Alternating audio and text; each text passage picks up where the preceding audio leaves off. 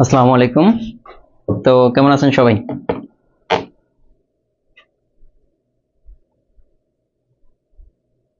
নেটের সমস্যা নাকি বুঝতেছি না। না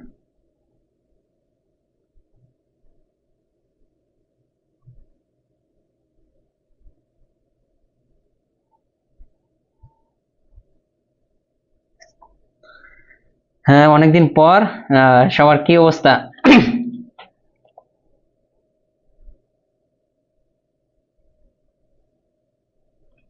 নেটওয়ার্ক তো অনেকে তো হয়তো ভাবতেছিলেন যে মনে হয় যে স্যার মনে হয় ক্লাস নেবে না, এরকম না?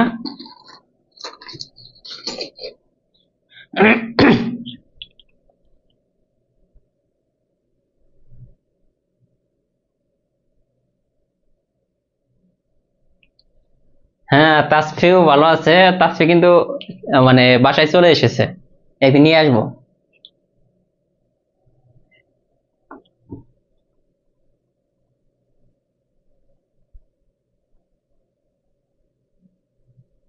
আলহামদুলিল্লাহ, সবাই ভালো আছি। তো একদম উপর থেকে কমেন্ট, হ্যাঁ। আব্দুল্লাহ আল মাসুদ উনি বলছেন যে মামুনি কেমন আছে? আলহামদুলিল্লাহ ভালো আছে। এনি খান বলছেন যে স্যার আসসালামু আলাইকুম। ওয়ালাইকুম, অনেকদিন পর। হ্যাঁ, অনেকদিন পর সবার সাথে। হালিমা আক্তার আছেন, সাবিকুন নাহার জুমুর। হ্যাঁ, আসলে ব্যস্ত। ওই আমাদের এখানে যে মানে কম্পিউটার অপারেটর বলেন বা অন্য যে লোকগুলো ছিল ওরা এখন আসে নাই।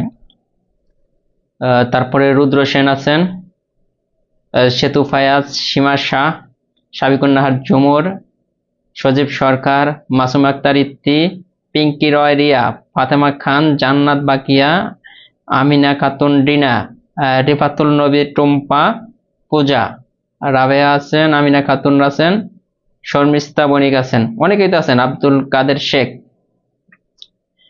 তারপরে তানজিনা আক্তার, ফ্রোজেন তামান্নাম, হাসান আলী, লিজা আক্তার। আমি তো বলছি ভাই হারিয়ে গেছে। না না না, হারিয়ে না, ওই যে ফোর্থ এডিশনের বইয়ের কাজ চলে তো এই জন্য। হাবিব আছেন, আরিফ আছেন, আকলিম আকি আছেন, তারপরে ফারিয়া বিন্দু আছেন, স্মৃতি আছেন। যাক, অনেকেই আমাদের সাথে আছেন। আলহামদুলিল্লাহ ভালো আছি। তো যেহেতু কথা দিছি যে এই কোর্সটা শেষ করে দেবো, যে যে অধ্যায়গুলো প্রত্যেকটা শেষ করে দেবো।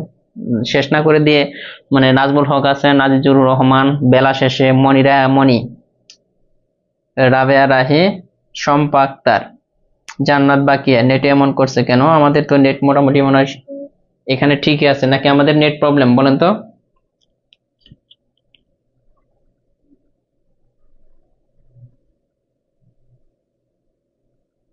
ঋতুরাজ কাব্যমালা বইটা পাওয়া যাবে জুলাই শেষের দিকে। হ্যাঁ, ক্লাসগুলো সাজিয়ে দিব। আসলাম তো মাত্র। চায়না খাতুন আছেন, জেরিন আক্তার মিশু, আমি আছি, গুড। রেমা শীল, প্রমাদেব, নিজম, কি বলছেন, নিজম জিনিয়ম নাকি? লিজা আক্তার, নেটওয়ার্ক ঠিক আছে, গুড। আচ্ছা, আমরা শুরু করি। হ্যাঁ, আমরা আজকে মূলত এই যে বাস্তব সংখ্যা যে অধ্যায়টা অনেক বড় একটা অধ্যায়। প্রত্যেকটা পরীক্ষায় এখান থেকে 1, 2 বা 3, অনেক সময় 4 মার্কও থাকে এই অধ্যায়টা থেকে। শুধু এই বাস্তব সংখ্যা যে অধ্যায়টা, প্রথম অধ্যায়টা, তো একদম সহজ একটা অধ্যায়। আপনি চাইলে বোর্ড সাদা হয়ে যায়। এখন কি সাদা হচ্ছে? দেখেন তো সবাই, বোর্ড তো সাদা হওয়ার কথা না। তারপরে দেখেন, এখন দেখেন সাদা হচ্ছে কিনা। কেন সাদা হচ্ছে বোর্ড আমি বুঝতেছি না। ওই নেটওয়ার্ক প্রবলেম করতেছে নাকি বুঝতেছি না।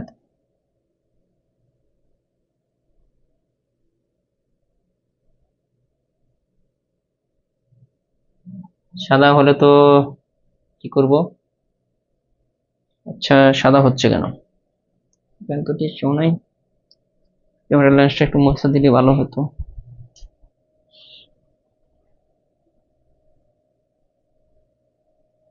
লেন্সও ঠিক আছে। আচ্ছা দেখেন সাদা হয় কিনা, এখন দেখেন তো থেকে থেকে সাদা হয়ে যাচ্ছে একদম, এখন ঠিক নাই, ঠিক আছে ওকে। ঠিক যখন সাদা হবে আমাকে বলবেন। ওকে দেখেন আমরা প্রথমে একদম বেসিক থেকে শুরু করব। অঙ্ক, অঙ্ক হচ্ছে আমরা নর্মালি অঙ্ক কোনটা সংখ্যা কোনটা আমরা কিন্তু এটা বুঝি না যে অঙ্ক কোনটা আর সংখ্যা কোনটা। তো আমরা অঙ্ক এবং সংখ্যা যদি বুঝতে চাই, প্রথমে অঙ্ক কোনগুলা, মানে গণনার কাজে আমরা যে সকল প্রতীক ব্যবহার করা, মানে যে প্রতীকগুলো ব্যবহার করি এগুলি হচ্ছে অঙ্ক, বা যে চিহ্নগুলা, এগুলি চিহ্নগুলো কই থেকে শুরু, যেমন আপনি চিন্তা করতে পারেন যে 1 থেকে 9 পর্যন্ত, 1 থেকে কোন পর্যন্ত 9 পর্যন্ত, আর 0, এই যে 10টা, এই 10টাকে বলা হয় কি অঙ্ক বা প্রতীক বা চিহ্ন। হ্যাঁ, 1 2 3 4 5 6 7, এই যে 8, এই যে 9, 10 কিন্তু যাওয়া যাবে না, 0, 9 পরে 0। এখানে টোটাল কয়টা হচ্ছে 10টি, এই 10টি হচ্ছে অঙ্ক। এই 10টিকে কি বলা হচ্ছে অঙ্ক বলা হইতেছে। 1 থেকে 9 কিন্তু না, 0 কিন্তু রাখতে হবে, 0টাও কিন্তু অঙ্ক। এখন এই অঙ্কটা দুই প্রকার, একটা হচ্ছে সার্থক অঙ্ক আর একটা হচ্ছে সহকারী বা সাহায্যকারী অঙ্ক। এই যে 1 থেকে 9 দেখেন এগুলা কিন্তু অঙ্ক, এগুলোর কিন্তু সংখ্যা, সংখ্যা আমরা একটু পরে আসতেছি। হ্যাঁ, আগে অঙ্কটাকে বুঝেন। এই যে 1 থেকে 9 এগুলাকে বলা হয় সার্থক অঙ্ক, সার্থক অঙ্ক। আর যে 0 যেটা, এটা হচ্ছে সহকারী বা সাহায্যকারী, এটাকে বলা হয় সহকারী বা সাহায্যকারী। কেন সহকারী বলা হয়? 0 তো একা কোনো ভ্যালু নাই, সে কি করে আরেকজনকে সাহায্য করে, তার একা মানে সে 0 পাইছে, তার মানে সে কোনো মার্ক পায় নাই এরকম। তো 0-র কোনো কিন্তু ভ্যালু নাই, এজন্য এটাকে বলা সহকারী। যেমন 1-এর পরে যদি 0 দিই তখন একটা সংখ্যা হবে, তখন এই 0টার ভ্যালু আছে। কিন্তু এই 1-এর আগে যদি আপনি 0 দেন, এই যে যত 0ই দেন, এই 0-র কিন্তু কোনো ভ্যালু নাই, এজন্য 0টাকে কি বলা হচ্ছে সহকারী বা সাহায্যকারী অঙ্ক। আলহামদুলিল্লাহ ভাগ্নে, ভালো আছেন? হ্যাঁ হ্যাঁ, প্রতীক, এই যে এগুলাকে কি বলা হয় 1 2 3 4 5 6 7 8 9 আর 0, এগুলাকে বলা হয় প্রতীক বা চিহ্ন। এগুলার সাহায্যে আমরা ম্যাথটা প্রকাশ করি বা সংখ্যা। এখন সংখ্যা কি? এই যে এক বা একাধিক অঙ্ক মিলে সংখ্যা গঠিত হয়। অঙ্ক আর সংখ্যার মধ্যে পার্থক্য অনেক সময় ভাইবাতে ধরে যে অঙ্ক আর সংখ্যার মধ্যে পার্থক্য কি।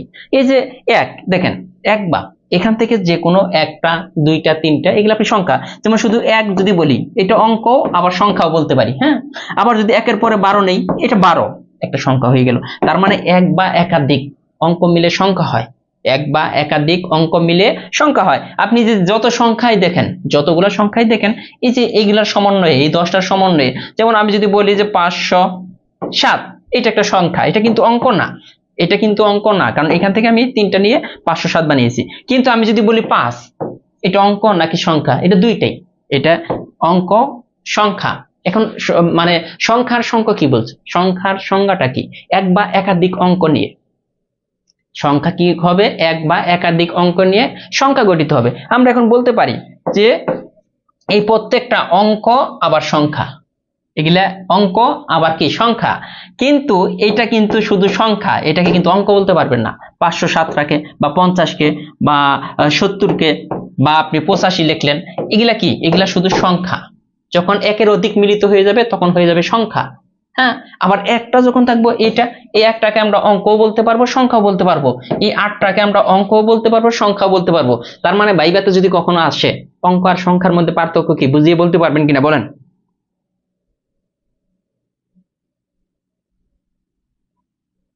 বোর্ড তো মনে হয় যে এখন মোটামুটি ঠিক আছে না? হ্যাঁ, সংখ্যা হলে এক বা একাধিক দুইটাই হতে পারে। তো তার মানে অঙ্ক আর সংখ্যা কিন্তু আমরা বুঝে গেলাম। এখন দেখেন এই যে এখানে কিন্তু আমাদের আছে যে অঙ্ক কয়টা, অঙ্ক হচ্ছে যে এখানে যে আমরা লিখলাম অঙ্ক 1 থেকে 9 আর হচ্ছে 0, টোটাল 10টি অঙ্ক হচ্ছে। টোটাল কয়টা? 10টা। পরীক্ষায় আসে যে অঙ্ক কয়টি, অঙ্ক হচ্ছে 10টি, 9টি দিলে কিন্তু হবে না। এখন বলতেছে সার্থক অঙ্ক কয়টি, সার্থক অঙ্ক কয়টি? সার্থক অঙ্ক হচ্ছে 1 থেকে 9 পর্যন্ত। তার মানে সার্থক অঙ্ক হইতেছে 9টি। পরীক্ষায় এটা আসবে যে টোটাল অঙ্ক কয়টি, যদি আসে তাহলে পরীক্ষার হলে অ্যান্সার দিতে হবে 10টি। আর যদি আসে সার্থক অঙ্ক কয়টি, তাহলে বলতে হবে সার্থক অঙ্ক হচ্ছে 9টি। সার্থক অঙ্ক কয়টি? 9টি। ঠিক আছে, তাহলে এই যে এখান থেকে প্রশ্ন আসবে যে অঙ্ক কয়টি অথবা সার্থক অঙ্ক কয়টি। এরপর আছে সাহায্যকারী বা সংখ্যার মানে অভাব জ্ঞাপক অঙ্ক যেটাকে বলা হয় সাহায্যকারী, একটু আগে বলছিলাম, বা সংখ্যার অভাব জ্ঞাপক অঙ্ক কাকে বলা হয়? শূন্যকে। এটা কাকে বলা হয়? শূন্যকে। এই শূন্য নিয়ে অনেক মজার মজার তথ্য আছে যেগুলা পরীক্ষায় আসে। দেখেন শূন্য নিয়ে যে তথ্যগুলো আমরা এখন জানবো এগুলা পরীক্ষায় আসছে। হ্যাঁ, সর্বপ্রথম ভারতীয় উপমহাদেশে শূন্য এর ধারণা দেন আর্যভট্ট। তার মানে শূন্য এর ধারণা কোথায় পাওয়া যায়? সর্বপ্রথম ভারতীয় উপমহাদেশে। সর্বপ্রথম কোথায়? ভারতীয় উপমহাদেশে শূন্য এর ধারণা পাওয়া যায়। কোথায় পাওয়া যায় শূন্য এর ধারণা? এটা কিন্তু বুঝতে হবে, যেখান থেকে দুইটা প্রশ্ন আসতে পারে। একটা হচ্ছে ভারতীয় উপমহাদেশ, শূন্য এর ধারণা কোথায় পাওয়া যায়? সর্বপ্রথম ভারতে বা ভারতীয় উপমহাদেশে, এটা আসতে পারে। আর শূন্য এর ধারণা দেন কে? এটা দেন আর্যভট্ট। শূন্যের ধারণা দিয়েছে কিন্তু আর্যভট্ট, কিন্তু শূন্য আবিষ্কার করছে কারা? দেখেন ব্রহ্মগুপ্ত।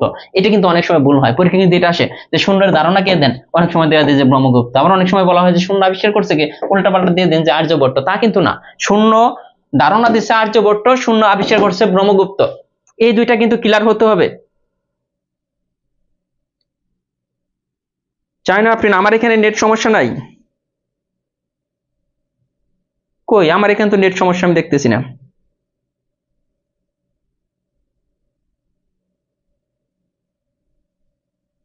নাকি সমস্যা করতেছে?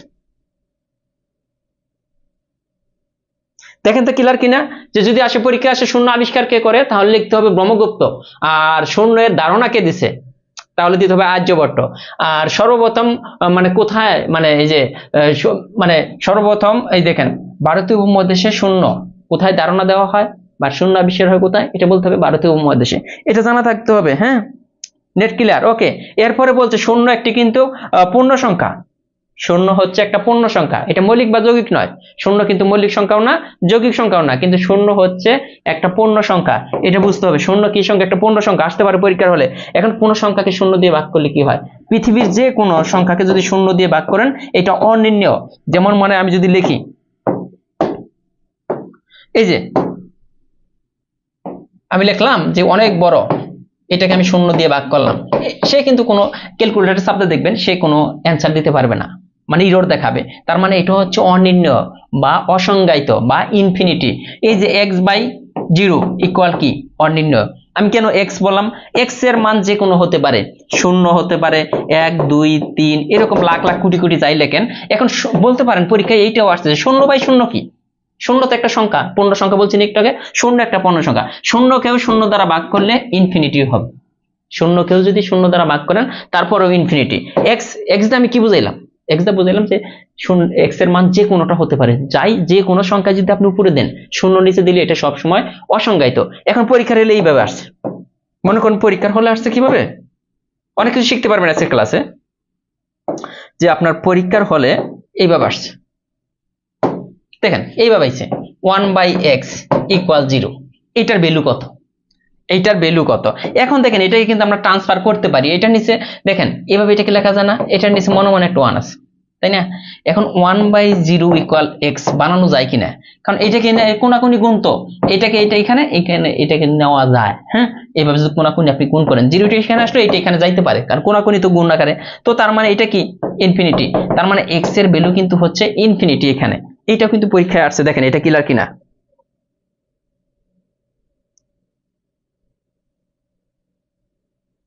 এই জিনিসটা আমি আরেকটু যদি ব্যাঙ্গে বোঝাই, যে 1/x = 0। ওকে, এটার নিচে মনে মনে একটা 1 আছে, কোনো কিছু না থাকলে নিচে একটা 1 থাকে। এখন দেখেন তো এটাকে আমরা কিন্তু আপনি দেখেন এই শূন্যটা এইখানে, এটা যদি এইখানে দেন, এই যে 0 আর এক্সটা যদি এইখানে দেন, এরা বরাবর গুণ আকারে আসছিল না? দেখেন তো বরাবর গুণ আকারে, এই দুইটা গুণ, এটা x * 0 1 * 1, এখানেও কিন্তু ওইটাই হইতাছে x * 0 1 * 1। এই জন্য কিন্তু এইভাবে আমরা দিয়ে দিতে পারি। তার মানে 1/0 = x। তার মানে আমরা বলতে পারি x = ইনফিনিটি। মানে শূন্য দ্বারা কাউকে কি করা যাবে না? ভাগ করা যাবে না। ঠিক আছে, তার মানে আমরা অনেক কিছু জিনিস কিন্তু শিখলাম, যে শূন্য সম্পর্কে যে তথ্যগুলো দিলাম এগুলো খুব গুরুত্বপূর্ণ, মনে রাখবেন। হ্যাঁ, জব ম্যাথ বই এইভাবে লেখা আছে। এখন এই যে প্রথমে আসছে দেখেন এই প্রশ্নগুলো সমাধান করা লাগবে কিনা। প্রথমে বলছে অঙ্ক কত প্রকার, আমি প্রথমে বলছিলাম অঙ্ক হইতেছে 2 প্রকার। একটা হচ্ছে কি সার্থক অঙ্ক, আর একটা হচ্ছে সহকারী অঙ্ক। তার মানে অঙ্ক কয় প্রকার আমরা পড়ে আসছি?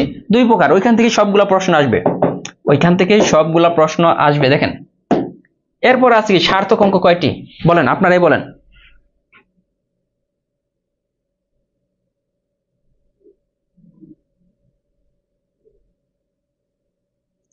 এখন বলেন যে সার্থক অঙ্ক কয়টি, আপনারা বলেন, দ্রুত বলবেন। মৃত্তিকা মির্জা বলছেন যে 9টি, একটু আগে আমরা পড়ে আসছি, এগুলা কিন্তু আলোচনা করার কোনো দরকার নাই। এই যে শূন্য আবিষ্কার করেন কে, শূন্য আবিষ্কার করেন কে, একটু আগে আমরা পড়ে আসলাম যে শূন্যর ধারণা দেন কে, আর্যভট্ট। শূন্য সম্পর্কে যে ধারণা দিচ্ছে সে হচ্ছে আর্যভট্ট, আর শূন্যের আবিষ্কার করছেন ব্রহ্মগুপ্ত। ওকে, এগুলো কিন্তু ক্লিয়ার। এই যে দেখেন প্রশ্ন আসছিল x/0 এর মান কত, একটু আগে বুঝাইলাম না, x/0 মানে x মানে x এর ভ্যালু যে কোনোটা হতে পারে। নিচে যদি শূন্য দেখেন, সহজ হিসাব, নিচে শূন্য দেখলেই ওইটা অনির্ণয় বা অসীম বা ইনফিনিটি অনির্ণয় বা অসীম একই জিনিস, একটাকেই বলা হয়। তার মানে x/0, x এর ভ্যালু যে কোনোটা হতে পারে, এটা হচ্ছে অসীম।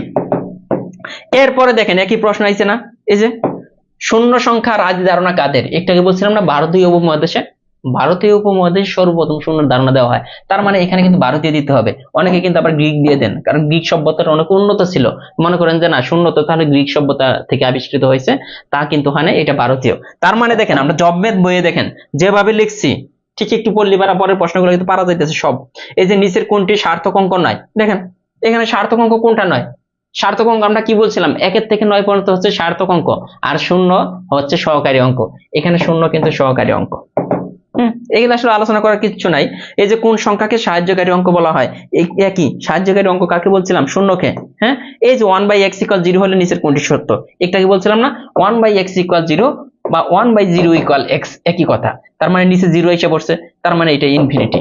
x এর ভ্যালু কত, এই যে x = ইনফিনিটি, আগে কিন্তু আমরা আলোচনা করেছি। 9 নম্বর যে প্রশ্নটা আছে যে y = 1/x হলে x এর যে সমস্ত মানের জন্য y এর মান বাস্তব, মানে y এর বাস্তব মান আপনি পাবেন, y এর মান পাবেন কার জন্য। এখন একটা জিনিস খেয়াল করে দেখেন, একটু আগে কিন্তু আমি বুঝাইছিলাম যে কোন সংখ্যাকে কি দ্বারা ভাগ করা যায় না, 0 দ্বারা ভাগ করা যায় না। এখন এইখানে যত ভ্যালুই দেন, 1 দেন, তারপরে x এর ভ্যালু আপনি যে কোনো 1 2 3 4 5 dot dot crore crore value আপনি দিতে পারেন, কোনো সমস্যা নাই। কিন্তু এই x এর জায়গায় আপনি কি দিতে পারবেন না, শূন্য দিতে পারবেন না। শূন্য দিলেই তো এই ফাংশনটা শেষ, এটা ইনফিনিটি চলে আসবে। তার মানে আমাদের বলছে যে y এর ভ্যালু আপনি কার জন্য পাবেন, শূন্য বাদে যে কোনো মানের জন্য। এই নিচে যদি শূন্য দেন তাহলে এটা কি হয়ে যাবে, অনির্ণয় বা ইনফিনিটি বা অসংজ্ঞায়িত হয়ে যাবে। তার মানে জিনিসটা বুঝছেন কিনা, এটা নিচে কেন 0 দেওয়া যাবে না। এই জন্য আমরা বলবো যে সমস্ত বাস্তব সংখ্যা, যে কোনো বাস্তব সংখ্যা আপনি দিতে পারবেন, -1 বাদে সমস্ত বাস্তব সংখ্যা না। -1 কেন, -1 নিচে দিলে আমরা একটা ভ্যালু পাইতেছি, 1 ও দিতে পারতেছি, কিন্তু আমি শূন্য বাদে সমস্ত বাস্তব সংখ্যা, শূন্যটা আমি দিতে পারবো না। এই 1 এর নিচে আমি কখনো শূন্য দিতে পারবো না, x এর জায়গায় শূন্য দিলে এই ফাংশনই থাকবে না, এটা ইনফিনিটি বা অসংজ্ঞায়িত হয়ে যাবে। গুড, ঠিক আছে, ক্লিয়ার তো না। এখন আসে সংখ্যা, একটু আগে আমরা কিন্তু বলে ফেলছি যে সংখ্যাগুলো কিভাবে হয়েছে। ওই যে 1 থেকে 9 পর্যন্ত যে অঙ্কগুলো আছে আর শূন্য, এইটা মিলেই তো এক বা একাধিক অঙ্ক মিলে সংখ্যা। আমরা বলছিলাম 8 কি, 8টা আপনি সংখ্যাও বলতে পারেন আবার অঙ্কও বলতে পারেন। কিন্তু যখন আমি 81 দিয়ে দিলাম, 8 নিলাম আর 1 নিলাম, তখন কি 1 এর অধিক মানে 2টা নিলাম, 2টা নিয়ে 81 একটা সংখ্যা হলো। আমি 3টা যদি নেই, 1 5 3 নিলাম, এই তিনটা অঙ্ক নিয়ে একটা সংখ্যা, এটা হয়ে গেল কি 153। তার মানে আবার 130ও দিতে পারেন, কোনো সমস্যা নেই, শূন্যটাও নিতে পারেন। তার মানে সংখ্যা কি, অঙ্ক দিয়ে সংখ্যা তৈরি হয়, তাই না। আপনি এখানে কিন্তু বলতে পারেন যে প্রত্যেক অঙ্কই সংখ্যা, কিন্তু প্রত্যেক সংখ্যা কি নয়, অঙ্ক নয়।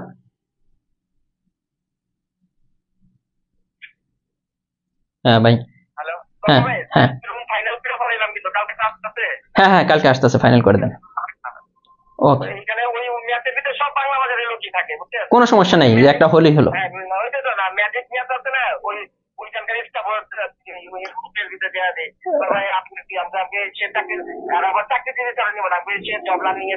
ও ভালো হয়েছে, আচ্ছা আচ্ছা আচ্ছা। তারপরে কইছে যে আমি তো ভাই ম্যাজিক ম্যাথে চাকরি করি। আমরা আচ্ছা ঠিক আছে, মানে সব ওই সব বাংলা বাজারে 100 টাকা ভাড়া। হ্যাঁ আচ্ছা আচ্ছা আচ্ছা, ঠিক আছে, আমি তাহলে ওকে ফাইনাল কথা দিয়ে ফেলাইলাম। ঠিক আছে ঠিক আছে, ওকে।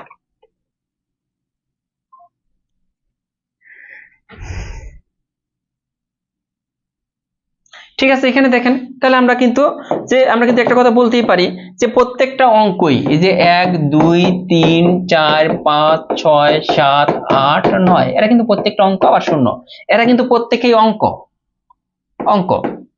প্রত্যেকটা অঙ্ক, আবার এগুলো সংখ্যাও, এগুলাকে অঙ্ক বলতে পারি, সংখ্যাও বলতে পারি, কিন্তু এখান থেকে আমি যে কোনো দুইটা নিলাম, মনে করেন 46টা নিলাম, এটা কি শুধু সংখ্যা, এটাকে কিন্তু আপনি অঙ্ক বলতে পারবেন না। অঙ্ক বলতে পারবেন যখন আলাদা আলাদা লিখতে পারবেন, 4 বা 6, তখন অঙ্ক সংখ্যা দুইটাই বলা যাবে। তার মানে বুঝছেন কিনা আমি এতক্ষণ যা যা আলোচনা করলাম। এখন আসেন এই যে গুরুত্বপূর্ণ তথ্যগুলা জব ম্যাথ বইয়ে এইভাবে দেওয়া আছে, কি অঙ্ক দিয়ে সংখ্যা তৈরি হয়, তাই না? আমরা একটু দেখলাম অঙ্ক দিয়ে কি তৈরি হয়, সংখ্যা। বাইনারি সংখ্যায় দুইটি অঙ্ক ব্যবহৃত হয়, এটা দিয়ে দিছি, জাস্ট বাইনারি নামটা এখানে আলোচনা করবো না, বাট বাইনারি সংখ্যায় অনলি দুইটা অঙ্ক। আর এই একের ভ্যালু বাইনারি সংখ্যায় এই একের ভ্যালু ধরা হয় 10, একের মান কত 10। এটা জাস্ট মনে রাখেন যে বাইনারি সংখ্যায় দুইটা অঙ্ক ব্যবহার হয়, মানে একটা হচ্ছে 0 আর একটা হচ্ছে 1। এখন সবচেয়ে গুরুত্বপূর্ণ যেখান থেকে প্রশ্ন আসবে পরীক্ষায়, এইটা মনে রাখতে হবে। 1 থেকে 100 পর্যন্ত সংখ্যার মধ্যে দেখেন, এটা মনে রাখতে হবে, 1 থেকে 100 পর্যন্ত সংখ্যার মধ্যে শূন্য আছে কয়টি? শূন্য আছে 11টি। 1 থেকে 100 পর্যন্ত সংখ্যার মধ্যে শূন্য 11টি, 1 আছে 21টি। 1 21 শূন্য 11, শূন্য আছে কয়বার? 11 বার একের থেকে, আর 1 আছে 21। আর আপনি 2 থেকে 9 পর্যন্ত দেখেন প্রতিটি সংখ্যা আছে কয়বার? 20টি করে। 2 থেকে 9 পর্যন্ত প্রতিটি সংখ্যা আছে কয়বার? 20 বার। তার মানে আপনি একটা জিনিস দেখেন যে শূন্য আছে 11টি, 1 আছে 21টি, 2 থেকে 9 পর্যন্ত প্রতিটি সংখ্যা আছে 20টি করে, মানে সবচেয়ে বেশি এখান থেকেই আসে যে 2। মানে এই প্রশ্ন হবে এইভাবে যে 1 থেকে 100 পর্যন্ত সংখ্যার মধ্যে 3 আছে কয়বার, বা 1 থেকে 100 পর্যন্ত সংখ্যার মধ্যে 7 আছে কয়বার, বা আপনার বলতে পারে যে 1 থেকে 100 পর্যন্ত সংখ্যার মধ্যে 5 আছে কয়বার, তখন কিন্তু প্রত্যেকটাই কিন্তু 20। জাস্ট মনে রাখেন 0 আর 1, 0 আছে 11 বার, 1 আছে 21 বার, 0 11, 1 হচ্ছে 21। আর বাকি যে সংখ্যাগুলো আছে 2 থেকে 9 পর্যন্ত প্রতিটি সংখ্যা আছে 20টি করে। ঠিক আছে, এটা বুঝছেন কিনা? 2 থেকে 9 পর্যন্ত প্রতিটি সংখ্যা কয়টি করে আছে? 20 পর্যন্ত। এখন দেখেন এখান থেকে কিভাবে প্রশ্ন তৈরি হয়, দেখেন কিভাবে প্রশ্ন আসে। এই বেসিকটা আপনি পড়ে ফেলছেন, এখন প্রশ্ন দেখেন যে সংখ্যা কি দিয়ে তৈরি হয়। একটু আগে কিন্তু বলছিলাম সংখ্যা তৈরি হয় কি দিয়ে? অঙ্ক দিয়ে। বাইনারি সংখ্যা পদ্ধতিতে কয়টি অঙ্ক ব্যবহার করা হয়? 2টি, 0 আর 1। ঠিক আছে, যদি তুমি 1 থেকে 100 পর্যন্ত গণনা করো কতটি 5 পাবে? তাহলে 2 থেকে 9 পর্যন্ত প্রত্যেকটা আছে 20টি করে, তার মানে 20টি পাবো। এই যে 1 থেকে 100 পর্যন্ত লিখতে 9 সংখ্যাটি কতবার? তার মানে এই যে 2 থেকে 9, তাই না? আমাদের সিরিয়ালে এটা আছে 20টি। এই যে প্রত্যেকটাই কিন্তু আপনি পারবেন, এগুলা কিন্তু কোনো প্রশ্ন না। এরপরে দেখেন 1 থেকে 100 পর্যন্ত গুনতে 8 সংখ্যাটি কতবার? 28তম বিসিএস এর প্রশ্ন। হ্যাঁ, এটা মুখস্থ করতে হবে, এটা তো মুখস্থ, আমার তো নিজেরই মুখস্থ যে 0 আছে 11 আর 1 আছে 21, আর 2 থেকে 9 পর্যন্ত প্রতিটি সংখ্যা 20, সোজা হিসাব। এটা মনে রাখেন। এই যে 1 থেকে 100 পর্যন্ত গণনা করলে 8 সংখ্যাটি কোথায় পড়ছে? 2 থেকে 9 এর মধ্যে, তার মানে আছে কয়বার? 20 বার। কয়বার আছে? 20 বার। লিজা আক্তার বলছেন 0 আছে 11টি, 1 আছে 21টি, বাকি 2 থেকে। গুড। নতুন বই পাবেন জুলাইয়ের শেষের দিকে। তারপরে আসেন এই যে বৃহত্তম আর ক্ষুদ্রতম সংখ্যা, এখান থেকে যা যা পড়তে হয় আমি ওইটাই দিয়ে দিই। হ্যাঁ, 1 অঙ্কের বৃহত্তম সংখ্যা একটা 9, দেখেন। আবার 1 অঙ্কের ক্ষুদ্রতম সংখ্যা কি হবে? শুধু 1, আবার শূন্য দেওয়া যাবে না। হ্যাঁ, 1 অঙ্কের বৃহত্তম সংখ্যা। এখন যদি বলে 2 অঙ্কের বৃহত্তম সংখ্যা 2টা 9, 2 অঙ্কের ক্ষুদ্রতম সংখ্যা লিখতে হলে এই 1-এর পরে একটা শূন্য। 3 অঙ্কের বৃহত্তম সংখ্যা 3টা 9, আর 3 অঙ্কের ক্ষুদ্রতম সংখ্যা 1-এর পরে 2টা শূন্য, মানে একটা শুরু দিতে হবে, খালি 0 দিতে হবে না। আবার 4 অঙ্কের বৃহত্তম সংখ্যা 4টা 9, 4 অঙ্কের ক্ষুদ্রতম সংখ্যা দেখেন এই যে 1-এর পরে 3টা শূন্য। 5 অঙ্কের বৃহত্তম সংখ্যা 5টা 9, 5 অঙ্কের ক্ষুদ্রতম সংখ্যা এটা। বুঝছেন কিনা?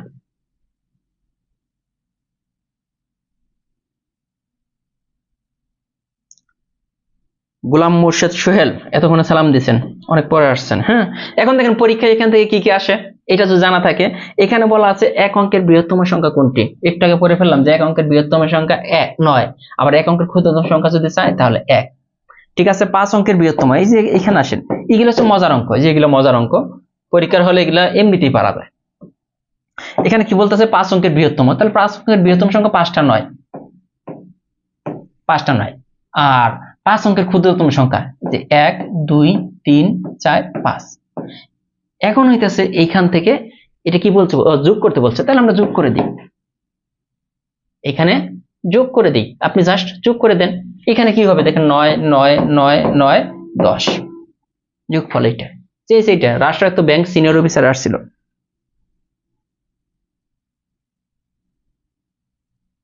হ্যাঁ, আমাদের ফ্রি ক্লাস শুরু হবে, ওইখানে যারা বেশি বেশি শেয়ার করবে তাদেরকে বই গিফট করা হবে।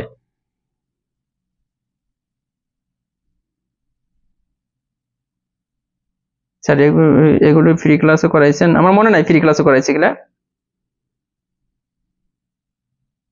আমি বোর্ডের সামনে থেকে গেলে সাদা হয়ে যায়, তার মানে এটা ফোকাস মনে হয় প্রবলেম, আমি তাহলে বোর্ডের সামনে থাকি। ঠিক আছে, নেটওয়ার্কেও আজকে একটু প্রবলেম, কেন এটা হইতেছে বুঝতেছি না।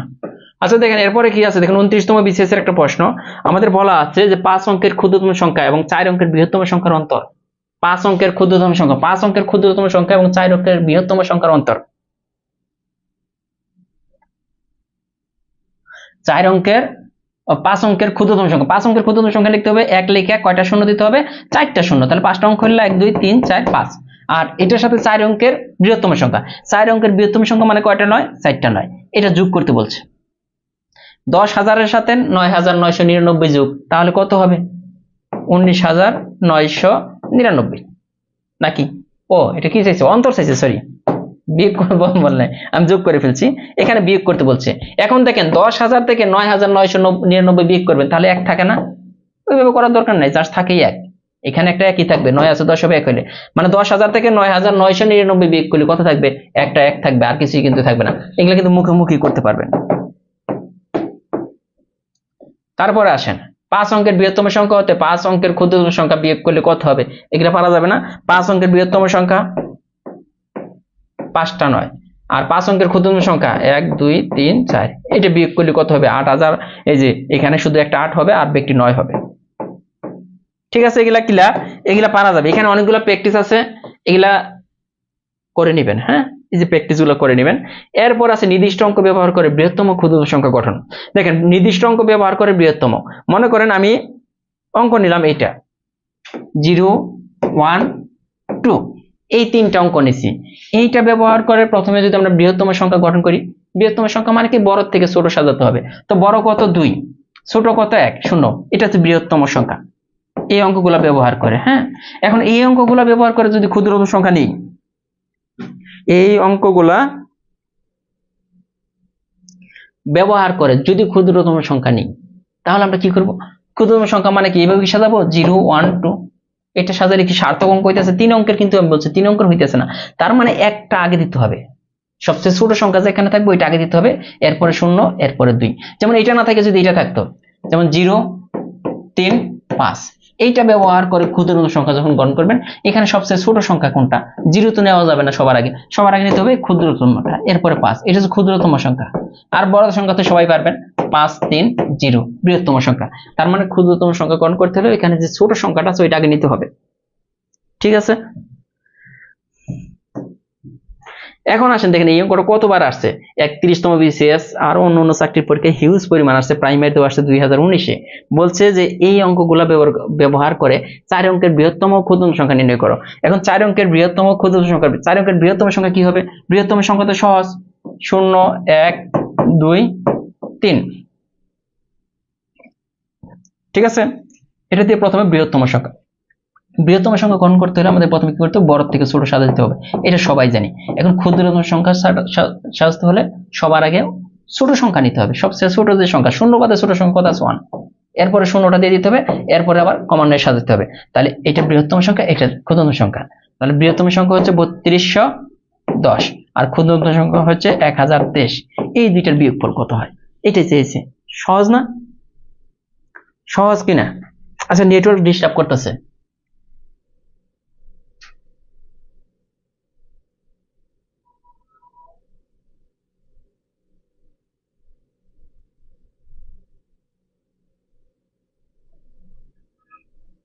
ঠিক আছে,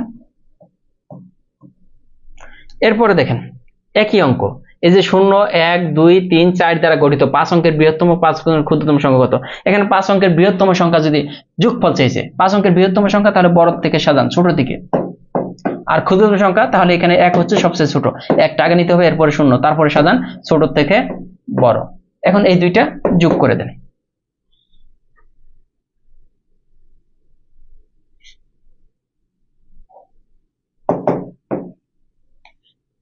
এরপরে আসেন এই যে এটা দ্বারা গঠিত বিজোড় সংখ্যা গঠন করা যায়, এগুলো দ্বারা আমাদের বলছে যে 2, 3 এবং 4 দ্বারা 3 অঙ্কের কতটি বিজোড় সংখ্যা গঠন করা যায়। এই দেখেন এই যে এই অঙ্কটা বুঝতে হবে, বিজোড় সংখ্যা তখনই গঠন করতে পারবেন। বিজোড় সংখ্যা কাকে বলে?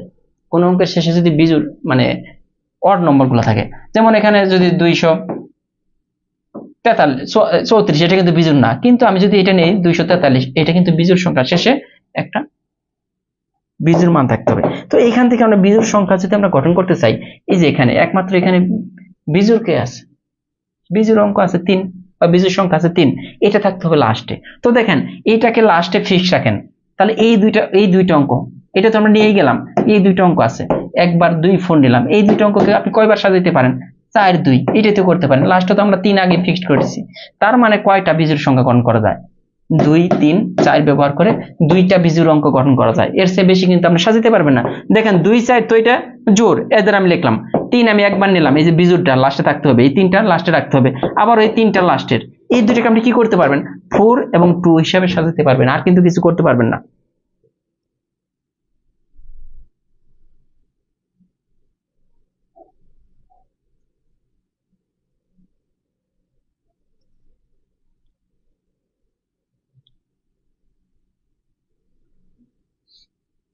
ঠিক আছে, আমি তো ভাবছিলাম আজকে অনেক অঙ্ক করাবো,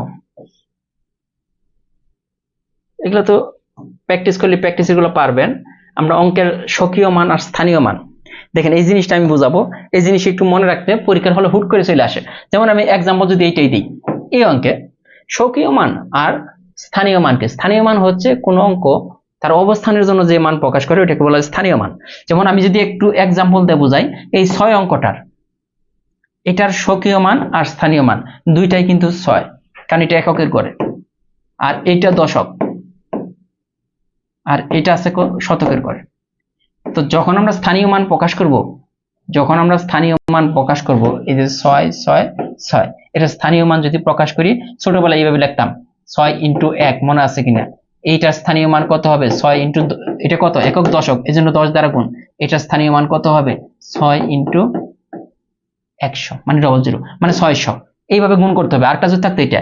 আর এই যে এইটারই স্বকীয় মান যদি চিন্তা করি, এটার স্বকীয় মান 6, এইটারও স্বকীয় মান 6, এইটারও, মানে এটার অবস্থানের জন্য কোনো ভ্যালু নাই, এটার মান স্বকীয় মানের কথা চিন্তা করলে সবগুলার। এখন আপনি এইভাবে না বুঝে যদি এটা চিন্তা করেন, এটা দিয়ে তো বোঝা গেল, মনে করেন 325 নিছি, এটার কি প্রথমে যদি স্বকীয় মান চিন্তা করি, এটাও 5, এটাও 5, 5 না সরি, এটা তো 5 ছিল, এটা 2 এবং এটা 3, কিন্তু এটা যদি স্থানীয় মান চিন্তা করি, দেখেন এটা 5 হবে, কারণ 5 × 1 5, এটা হয়ে যাবে কত? 2 × 10, মানে 20 হয়ে যাবে। এরপরে এটার কত হবে? 3 × কত? 100, মানে এটা একক, এই জন্য 1 দ্বারা গুণ, এটা দশক 10 দ্বারা গুণ, এটা শতক, এটা কয় দ্বারা? 100 দ্বারা গুণ। এখন এখানে যদি একটা 4 থাকতো, তাহলে এটা কি? এটা 1000 দ্বারা গুণ করতে হতো। ঠিক আছে, এই যে এইভাবে স্থানীয় মান হচ্ছে তার অবস্থানের জন্য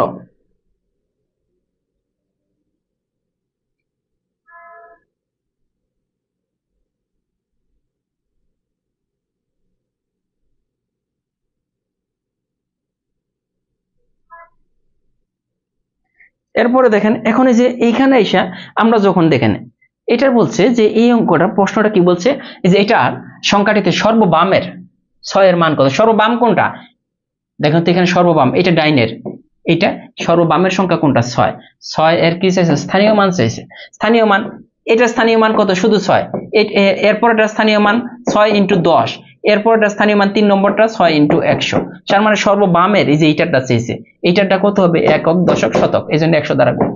ঠিক আছে, এখন যদি বলতো এটার সক্রিয় মান কত? সক্রিয় মান কিন্তু শুধু 6, সক্রিয় মান হবে শুধু 6, পরীক্ষা কিন্তু আসে। এই যে এইটাই দেখেন, এই অঙ্কের বলছে সর্ব ডানের কোনটা? এই যে এটা ডানের অঙ্ক, এইটার স্থানীয় মান এটা কোথায় আছে? এই ডানের অঙ্কটা একক, তার মানে শুধু 5 হবে, এটার স্থানীয় মানও 5, সক্রিয় মানে এককের ঘরের স্থানীয় মানও যা, এককের ঘরের স্থানীয় মানও যা, সক্রিয় মানও সেম। এখন যদি আসি যে এই অঙ্কগুলা দেখেন, সবচেয়ে মজার অঙ্ক আসেন যেটা, হ্যাঁ, এখানে বলছে যে একটি সংখ্যার শতক, দশক, একক স্থানীয় অঙ্ক, এটা হচ্ছে পি হচ্ছে শতকের অঙ্ক, কিউ হচ্ছে দশক এবং এককের অঙ্ক হচ্ছে আর। তাহলে এককের অঙ্ক কয় দ্বারা গুণ করতে হবে? শুধু 1 দ্বারা, তার মানে আরই থাকবে। এটা কি দশকের অঙ্ককে 10 দ্বারা, তার মানে 10 কিউ। শতকের অঙ্ককে পি, তার মানে এটা 100 পি। তো সংখ্যাটি কি হবে? এই প্রত্যেকটার সাথে যোগ চিহ্ন দিয়ে দিতে হবে। তার মানে দেখেন আর 10 কিউ 100 পি কোথায় আছে দেখেন, আর 10 কিউ 100 পি। বুঝছেন কিনা? এটা যদি বুঝেন তাহলেই হবে। এটা বুঝছেন কিনা? 24 নম্বর।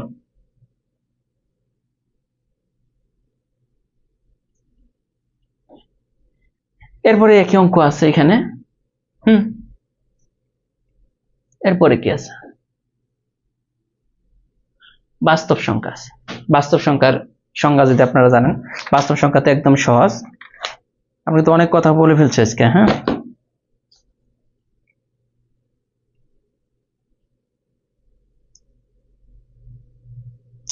বাস্তব সংখ্যাটা হচ্ছে শূন্য সহ, শূন্য সহ, এই যে শূন্য সহ, শূন্যর এই দিকে থাকে কি ঋণাত্মক মানগুলা, -1, -2, -3, আচ্ছা যাই হোক, এই যে শূন্য সহ সকল ধনাত্মক, এই যে এদিকে থাকে 1 2 3 ডট ডট ডট ডট, এদিকেও ডট ডট। যদি চিন্তা করেন যে শূন্য সহ সকল ধনাত্মক এবং সকল ঋণাত্মক সংখ্যা হচ্ছে বাস্তব সংখ্যা।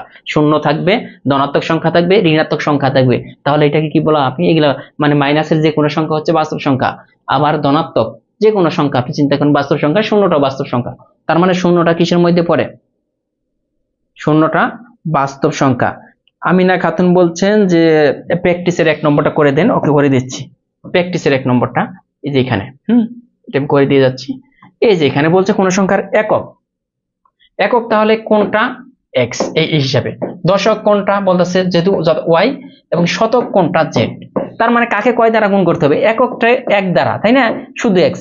এটা কত? দশক, এটা 10y, এটা শতক 100 দ্বারা গুণ। শতক থাকলে প্রত্যেকটার আগে যোগ চিহ্ন দিয়ে দেন। এখন এই এরা উল্টে লেখছে যে 100z, 100z কোথায় আছে? এখানে 100z। 10y, ওকে 10y x, এখানে আমরা সাজাই নাই, তার মানে এইটা আর এটা তো একই জিনিস। তো বুঝছেন কিনা? প্র্যাকটিস 1, আমিনা খাতুন রিনা, ক্লিয়ার?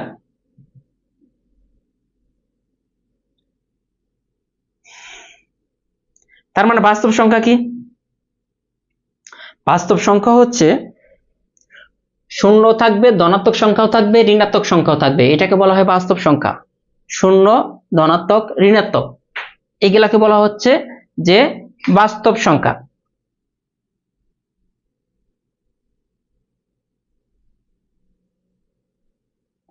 আর বাস্তব সংখ্যা হচ্ছে 2 প্রকার। একটা হচ্ছে মূলদ সংখ্যা, এগুলা নিয়ে তো বিস্তারিত আলোচনা হবেই। আরেকটা হচ্ছে অমূলদ সংখ্যা। মূলদ, অমূলদ, বাস্তব সংখ্যাকে 2 ভাগে ভাগ করা হয়, একটা মূলদ সংখ্যা আর একটা অমূলদ সংখ্যা। এখন মূলদ অমূলদ নিয়ে কিন্তু আমরা বিস্তারিত আলোচনা করব এইখানে না, এইখানে আলোচনা করব না, মানে আমরা পরে মূলদ এবং অমূলদ বিস্তারিত আলোচনা করতে হবে, এখান থেকে প্রশ্ন আসে। এখন বাস্তব সংখ্যার একটি আছে যে বাস্তব সংখ্যা যে যোগ ও গুণের ক্ষেত্রে বিনিময় সূত্র মেনে চলে। যেমন কিরকম বিনিময় সূত্রটাকে বলা হয় কি? a প্লাস বি এবং b প্লাস এ, এটা সেম বাস্তব সংখ্যার ক্ষেত্রে। আবার A B R B A, এগুলো সেম। কেন সেম? প্রথমে লিখলাম a প্লাস বি আর b প্লাস এ, একই ভ্যালু দেয় না? যেমন a এর মান আমি ধরলাম 5 যোগ b এর মান ধরলাম কত? 2। এখন আপনি যদি এইটা যে ভ্যালু দিব, আবার এইখানে b এর মান আমরা কত ধরছিলাম? 2, ওকে 2 বসান, আর এইখানেও b এর মান 5, একই ভ্যালু দেয় না বাস্তব সংখ্যার ক্ষেত্রে? দেখেন এইটাও 7, এইটাও 7, কোনো পার্থক্য আছে না? গুণের ক্ষেত্রে সেম, a এর মান আমরা কত ধরছিলাম? 5, আর b এর মান ধরছি 2, আবার এখানে b এর মানটা কত? b এর মান তো 2, আর a এর মান, b এর মান 2, a এর মান 5, গুণ করলে দেখেন এইদিকেও 10, এইদিকেও 10। তার মানে বাস্তব সংখ্যা বিনিময় সূত্র, এগুলোকে বলা হয় বিনিময় সূত্র, যে a plus B equal B plus A, আবার A B equal B A, মানে উল্টে দিলেও একই ভ্যালু আসে। হ্যাঁ, শূন্য, ধনাত্মক, ঋণাত্মক যে কোনো সংখ্যাকে বর্ণ করলে ধনাত্মক সংখ্যা পাওয়া যায়। হ্যাঁ, বাস্তব সংখ্যা যে সংখ্যাকে বর্গ করলে ধনাত্মক সংখ্যা পাওয়া যায় তাকে বাস্তব সংখ্যা। অত কঠিন ভাবে না যে আমরা সহজভাবে বলে দিছি। হ্যাঁ, এখন আসেন এই যে বাস্তব সংখ্যা কয় প্রকার, একটু আগে বলে দিছি যে বাস্তব সংখ্যা হচ্ছে 2 প্রকার, একটা হচ্ছে মূলদ আর একটা অমূলদ। এরপরে হচ্ছে বাস্তব সংখ্যার ক্ষেত্রে অবৈধ উপাদান, এটা একটু মনে রেখে দেন। এটা নিয়ে এক সময় আলোচনা করব অবৈধ উপাদানগুলো কি কি। হ্যাঁ, বাস্তব সংখ্যার ক্ষেত্রে অবৈধ উপাদান হচ্ছে 0 এবং 1, এটা জাস্ট মনে রেখে দেন। এরপরে বলছে বাস্তব সংখ্যাকে নিচের কোনটি দ্বারা প্রকাশ করা হয়? বাস্তব সংখ্যাটাকে এটা দ্বারা, কেন এটা দ্বারা প্রকাশ করা হয়? বাস্তব সংখ্যার ইংরেজি হচ্ছে রিয়েল নম্বর,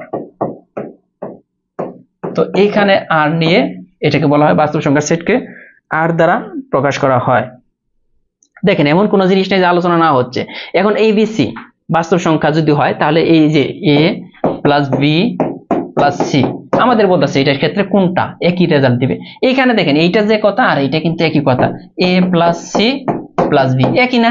আপনি ভ্যালু বসাই দেন A plus B plus C, আবার A plus C plus B একই জিনিস, তার মানে এইটার এটা কিন্তু সেম বাস্তব সংখ্যার ক্ষেত্রে, এইটার এইটা সেম কথা। তারপর আসেন এখানে বলছে ABC বাস্তব সংখ্যা A less than B C greater than 0 হলে নিচের কোনটি সঠিক? এই যে এই ধরনের অঙ্ক করতে হলে, এই ধরনের অঙ্ক করতে হলে আপনাকে ইচ্ছামতো মান বসাই দিতে হবে। ইচ্ছামতো মান কি? এটা কি, এটা কি বোঝায়? যেদিকে এই মুখটা হা করা থাকবে সেটা হচ্ছে বড়, এ ছোট, এটাতে বুঝতেছে A B এর চেয়ে ছোট, A এর ভ্যালু B এর চেয়ে ছোট, কারণ B টা হবে বড়। এই মুখটা কার দিকে দেখেন, মুখটা যার দিকে থাকবে সেই বড়, মানে A এর থেকে B বড়। আর এরা বাস্তব সংখ্যা, বাস্তব সংখ্যা কি আপনি যে কোনো ভ্যালু ধরতে পারেন। সাপোজ আমরা A এর ভ্যালু যদি 1 ধরি, B এর ভ্যালু আমরা 2 3, মানে A এর থেকে বড় হতে হবে, তাহলে আমরা 2 ধরলাম, যেটা 1 থেকে 2 বড়। আবার বলতেছে C গ্রেটার দেন 0, সিটা কি? C হচ্ছে 0 থেকে বড়, সিটা কি 0 থেকে বড়, এই যে এইদিকে বড়, মানে এই যে মুখটা কোন দিকে, এইদিকে, সেই বড়। 0 থেকে C এর ভ্যালু বড়, 0 থেকে বড় কত? 1 2 3 4 5 6, আমি যে কোনো এই ভ্যালুটা আমরা 3 ধরে নিলাম যে 0 থেকে বড়, ঠিক আছে? তার মানে A এর ভ্যালু 1, B এর ভ্যালু 2 এবং C এর ভ্যালু আমরা 3 ধরলাম। কেন ধরলাম? আমরা কিন্তু কন্ডিশন A হবে B এর চেয়ে ছোট, মানে B এর মান যদি 5 ধরেন, A এর মান আপনি 0 1 2 3 4 পর্যন্ত ধরতে পারেন, 5 ধরতে পারবেন না, সমান না। আবার C এর মানটা 0 থেকে বড় যে কোনো ভ্যালু ধরতে পারেন। তার মানে আমরা দিলাম A এর মান 1, B এর মান 2 এবং C এর মান 3। এখন এখান থেকে আমরা AB বের করব। প্রথমে AB কত হচ্ছে? AB 1 into 2 ইকুয়াল কিন্তু 2 পাইতেছি, তাই না? AB হচ্ছে, AB এর ভ্যালু হচ্ছে 2। আবার BC লাগবে, আমরা দেখতেছি BC সমান কত? B এর ভ্যালু কত? 2, আর C এর ভ্যালু, BC মানে 6। আবার আমরা দেখতেছি আরেকটা কম্পেয়ার করছে AC, তার মানে তিনটা বের করে ফেলি। AC এর ভ্যালু কত? 1, C এর ভ্যালু কত? 3, তার মানে 3। এখন দেখেন AB এর ভ্যালু 2, BC এর ভ্যালু 6, AC এর ভ্যালু 3। এখন আপনি অন্যান্য মান দিলে অন্যান্য ভ্যালু আসবে, কিন্তু এখন আমাদের কোনটা সঠিক? AB ইকুয়াল BC, দেখেন তো AB আর BC কি সমান হয়েছে? না, এটা কিন্তু কাটা, কারণ এখানে 2 এখানে 6, এটা কিন্তু সমান না। আবার AB গ্রেটার দেন BC, কি বলতেছে? AB greater than BC, AB এর মান কি BC এর চেয়ে বড়, এই যে যার দিকে মুখ থাকবে সে বড়। দেখেন তো AB এর মানটা 2 আর BC এর মান 6, এটা উল্টো বলছে না? AB এর মানটা কি BC এর চেয়ে বড় হইতেছে? BC তো বড় হইতেছে, তাই না? BC 6, এটা AB এর মান BC এর চেয়ে বড় না, ছোট। AB এর মানটা 2 6 এর চেয়ে ছোট, এইজন্য এটাও সঠিক না। এখন বলতেছে AC এর চেয়ে BC বড় হবে, মুখটা ওই দিকে, কে বড় হবে? BC বড়। তো AC কত? 3 আর BC কত? 6, তার মানে এখন 3 এর চেয়ে 6 বড় না? আসলে তো বড়।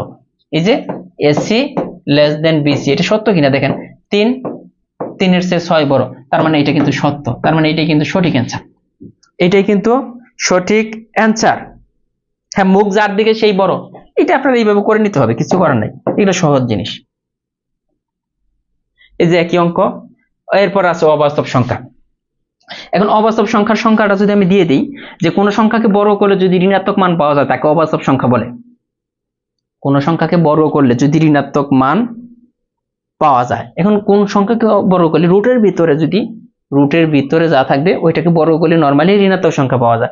যেমন এই যে দেখেন √2, এটাকে যদি আমরা বর্গ করি, এটাকে কি ঋণাত্মক ভ্যালু পাইতেছি না? -2। হ্যাঁ, √−7 কে যদি বর্গ করি আমরা কিন্তু ঋণাত্মক ভ্যালু পাবো -7। তার মানে এগুলা হচ্ছে অবাস্তব সংখ্যা। কোন সংখ্যাকে বর্গ করলে যদি আপনি পরীক্ষা হলে এইভাবে আসবে, এটা বাস্তব সংখ্যা নাকি অবাস্তব সংখ্যা, কিন্তু এটা কিন্তু না। যেমন -2, এটাকে যদি বর্গ করি ঋণাত্মক ভ্যালু না, পজিটিভ ভ্যালু পাইলাম, তাহলে কিন্তু এটা বাস্তব সংখ্যা। কিন্তু বর্গ করার পরেও যদি দেখেন যে ঋণাত্মক ভ্যালু আছে, তাহলে ওইটা হয়ে যাবে কি? অবাস্তব সংখ্যা। এখন অবাস্তব সংখ্যার ক্ষেত্রে আমাদের আরেকটা জিনিস জানতে হবে, অবাস্তব সংখ্যার একক i দ্বারা সূচিত করা হয়। i এর মান কি? -1 ধরা হয়। আই এর বর্গ -1, যেমন অবাস্তব সংখ্যার সাথে আই যুক্ত থাকে, হ্যাঁ, আই দ্বারা অবাস্তব সংখ্যার একক হচ্ছে আই। এই আই এর ভ্যালু কত? আই স্কয়ার ইকুয়াল -1, আই স্কয়ারের ভ্যালু কত? -1, বা আই ইকুয়াল এখান থেকে আপনি বের করতে পারেন √1, আই এর ভ্যালু কত? √1 এটা, বা আই স্কয়ার ইকুয়াল -1, আই স্কয়ারের ভ্যালু হচ্ছে -1, তাহলে আই এর ভ্যালু কত হবে? √1, এটা মনে রাখতে হবে অবাস্তব সংখ্যার ক্ষেত্রে। তার মানে অবাস্তব সংখ্যার সংজ্ঞাটা আমরা কি বললাম? কোন সংখ্যাকে বর্গ করলে আই এর মান -1, না আই স্কয়ারের মান -1, শুভদেব বলছেন আই এর মান। হ্যাঁ, এখন দেখেন আমি আবার বলতেছি যে কোন সংখ্যাকে বড় করলে যদি ঋণাত্মক মান পান, যেমন এই যে -2, এটাকে বড় করলে পজিটিভ ভ্যালু পাওয়া গেল, এটা হচ্ছে কি? বাস্তব সংখ্যা। কিন্তু √2, এটাকে বর্গ করলে দেখেন মাইনাসটা থেকেই যাচ্ছে, তার মানে এটা হচ্ছে অবাস্তব সংখ্যা। এখন এই যে -2, দেখেন -2 আছে না, এই -2টাকে আমরা এইভাবে লিখতে পারি -1 × 2, এভাবে লিখতে পারি না? এন্ড একটা কি বলছিলাম যে আই স্কয়ারের ভ্যালু হচ্ছে -1, আই স্কয়ার, এই যে -1 এর পরিবর্তে দেখেন এই -1 এর পরিবর্তে আমরা কি লিখতে পারি? I square. তার মানে এখানে আই স্কয়ার × 2, তার মানে এখানে তো কি হইতেছে? 2i square. এই টোটালটার ভ্যালু, মানে আমরা যেটা করলাম এটার ভ্যালু কিন্তু 2i স্কয়ার। এটা বুঝছেন কিনা? এইভাবে আপনার করতে হবে। বা এই যে অনেক সময় রুটের ভিতরে এটা থাকবে -2, এটা তো অবাস্তব সংখ্যা, কারণ এটাকে বর্গ করলে। তো এইটার ক্ষেত্রে আমরা কি করতে পারি? দেখেন এখানে খেয়াল করবেন, এই যে -1 × 2 আমরা লিখতে পারি না? একই জিনিস না? -1 × 2, একটাকে আমরা বলছিলাম এই যে আই স্কয়ারের ভ্যালু হচ্ছে -1, আই স্কয়ারের ভ্যালু -1, তাহলে এখানে -1 আছে, এইটার পরিবর্তে আমরা লিখবো আই স্কয়ার × 2। তার মানে এখন দেখেন এই আই স্কয়ার আই স্কয়ার, তাই না? স্কয়ার আর রুটে কাটা যায়, শুধু আই √2। তার মানে এইটাকে যে √2 যে কথা, এটা কিন্তু একই কথা, আই চলে আসতেছে।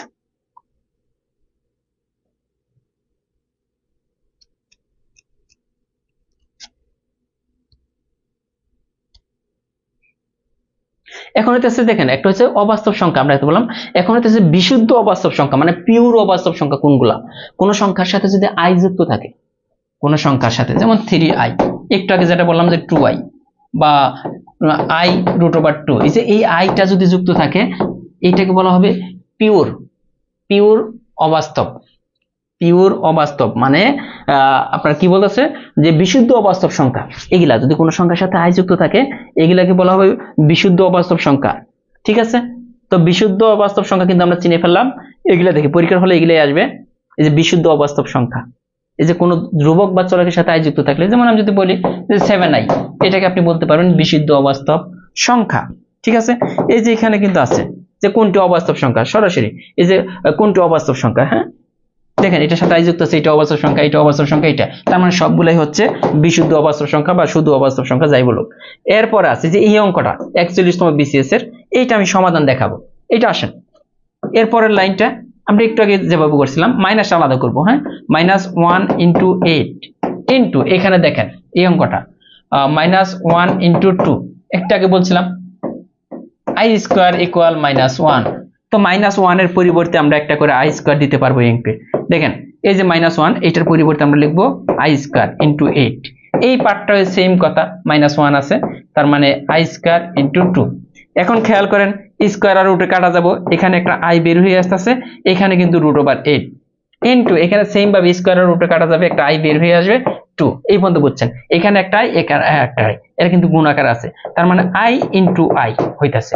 আর এখানে 8 × 2, তাহলে কত হচ্ছে? i × i মানে কত? আই স্কয়ার ইনটু, এখানে দেখেন 16, √16, আবার আই স্কয়ার ইকুয়াল কত? আই স্কয়ারের ভ্যালুটা হচ্ছে -1, আমরা কিন্তু আই স্কয়ারের ভ্যালুটা কি জানি? -1। তো এই আই স্কয়ারের পরিবর্তে আমরা দিতে পারি -1 ইনটু, এই 16 কে রুট করলে 4, এটা কিন্তু -1, তো তার মানে -4। এই অঙ্কটার ভ্যালু কত? -4। কে বুঝেন নাই বলেন? এই অঙ্কটার ভ্যালু -4, কে বুঝেন নাই বলেন? এটা কিন্তু 41তম বিসিএস এর অঙ্ক।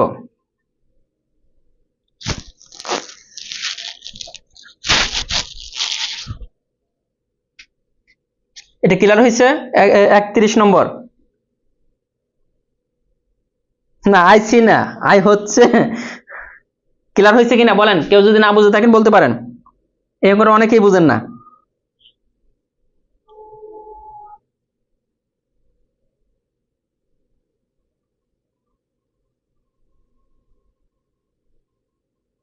সাতটা 30-এ ক্লাস তো শুরু হওয়া যাবে না, 9টা থেকে শুরু হবে, তাহলে 9টা থেকে করবেন।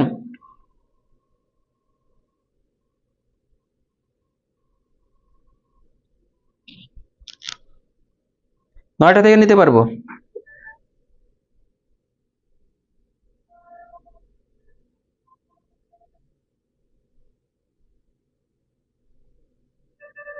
এখন আসেন, এটা তো গেল, হ্যাঁ পরবর্তীতে আসেন। এখন আমরা একটা জিনিস শিখবো যে জটিল সংখ্যা। জটিল সংখ্যা কাকে বলে? যদি মানে একটু আগে তো বললাম, মানে বাস্তব সংখ্যা আর অবাস্তব সংখ্যা একসাথে মিক্স আকার থাকে। যেমন আমি বললাম যে 2 + 3i, এটা তো হচ্ছে কি অবাস্তব সংখ্যা, এইটা বাস্তব সংখ্যা। তখন এই দুইটাকে মিলে একসাথে বলা হবে কি জটিল সংখ্যা। মানে বাস্তব আছে অবাস্তব আছে একসাথে, তাহলে জিনিসটা জটিল হয়ে গেল, তাই না? এটাই কিন্তু এটাই বলতেছে, বাস্তব প্লাস অবাস্তব একসাথে হয়ে গেলে হয়ে যায় জটিল সংখ্যা। যেমন আমি যদি বলি এই যে 5 - 4i, তাই না? 5 - 4i, এই যে এখানে বাস্তব প্লাস অবাস্তব আছে একসাথে, বাস্তব আর অবাস্তব সংখ্যা একসাথে থাকলে এটা অবাস্তব, পিওর অবাস্তব, হ্যাঁ, আর এটা বাস্তব। তো এই দুইটা যদি একসাথে থাকে তাহলে এটাকে বুঝতে হবে জটিল সংখ্যা। এখন বুঝছেন কিনা জটিল সংখ্যা কোনগুলা? এটা কিন্তু পরীক্ষার হলে আসে। এটা হচ্ছে জটিল সংখ্যা। এখন আছে যে অনুবন্ধী জটিল সংখ্যা কোনটা? অনুবন্ধী জটিল সংখ্যা মানে কনজুগেট নম্বর, কনজুগেট কমপ্লেক্স নম্বর কোনটা? অনুবন্ধী জটিল সংখ্যা বের করতে হলে আমি একটু আগে যেটা বলছিলাম, যদি 5 + 3i, এখন এইটার যদি আমি অনুবন্ধী জটিল সংখ্যা বের করতে চাই তাহলে মাঝখানের চিহ্নটা চেঞ্জ হয়ে যাবে, প্লাস থাকলে মাইনাস, মাইনাস থাকলে প্লাস, এই যে -3i।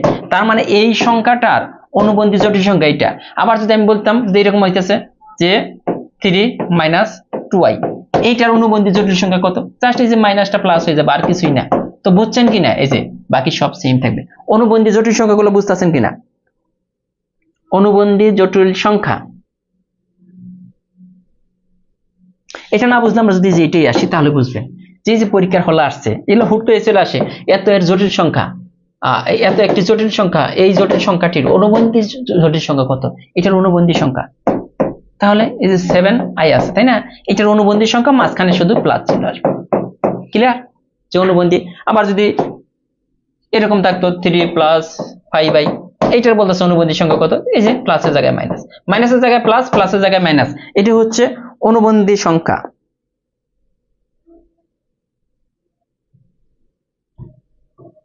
এরপর আছে বিশুদ্ধ অবাস্তব সংখ্যা। দেখেন বিশুদ্ধ অবাস্তব সংখ্যা নয় কোনটা?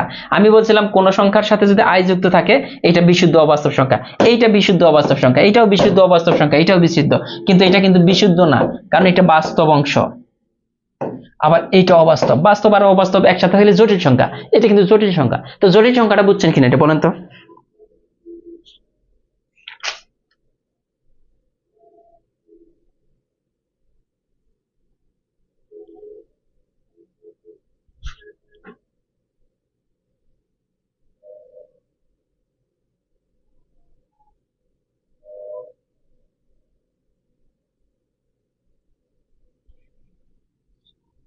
এই বিষয়গুলো অনেকেই জানেন না, এই ছোটখাটো বিষয় আজকে পড়াইলাম।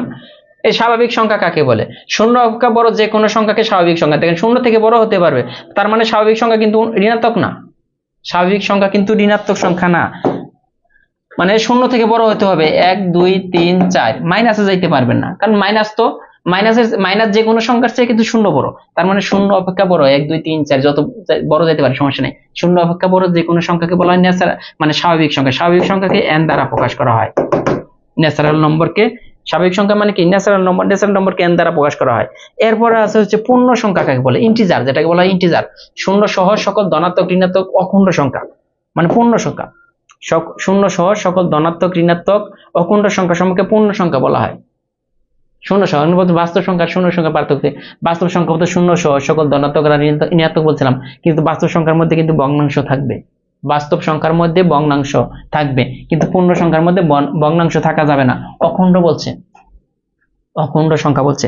তার মানে বাস্তব সংখ্যা আর পূর্ণ সংখ্যার মধ্যে কিন্তু পার্থক্য আছে। হ্যাঁ, পূর্ণ সংখ্যার মধ্যে কোনো ভগ্নাংশ থাকবে না, অখণ্ড মানে পুরোপুরি সংখ্যা যেগুলো ওগুলো থাকবে। এটা গেল একটা। যেমন এখানে শূন্য, ধনাত্মক, ঋণাত্মক সব থাকবে বাস্তব সংখ্যাতেও, আবার পূর্ণ সংখ্যাতেও। কিন্তু বাস্তব সংখ্যাতে ভগ্নাংশ থাকতে পারবে, ভগ্নাংশগুলো বাস্তব সংখ্যাতে কাউন্ট হবে, কিন্তু হবে না। এখন ধনাত্মক সংখ্যা, এটা সবাই জানি যে শূন্য পক্ষে বড় সকল স্বাভাবিক সংখ্যাকে, স্বাভাবিক ধনাত্মক সংখ্যাকে পূর্ণ সংখ্যা বলা হয়। এই ধনাত্মক সংখ্যা আর ঋণাত্মক সংখ্যা এগুলো সবাই জানি। শূন্য এটি ধনাত্মক বা ঋণাত্মক কোনোটিই নয়, শূন্যটা।